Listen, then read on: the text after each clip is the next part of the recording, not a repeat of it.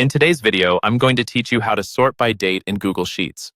Understanding how to properly sort data by date is an incredibly useful skill to have, especially when you're dealing with large data sets or time-sensitive information.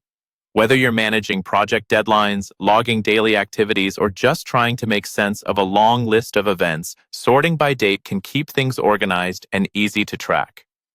First, you'll want to make sure you have Google Sheets open on your computer or device.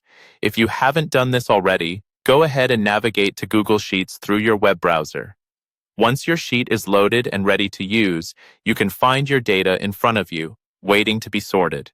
Now, locate the column that contains the dates you wish to sort. For demonstration purposes in this guide, we'll focus on column A. You need to start by selecting the range of cells containing your dates. For instance, if your dates are in cells A2 through A9, click and drag your mouse from A2 down to A9 so that all the cells you want to sort are highlighted. It's important that you accurately highlight the exact range so the sort function will work precisely as you intend. With your cells selected, take a look at the toolbar across the top of your Google Sheets interface. You'll need to find the Data menu, which is typically located near the top left corner of the toolbar. Once you've found it, go ahead and click on it to open a drop-down menu filled with various data-related options. From the drop-down, you'll want to look for the option that says Sort Sheet by Column A. For our needs today, we're focusing on sorting the data from Z to A. That means arranging them in descending order with the most recent date at the top.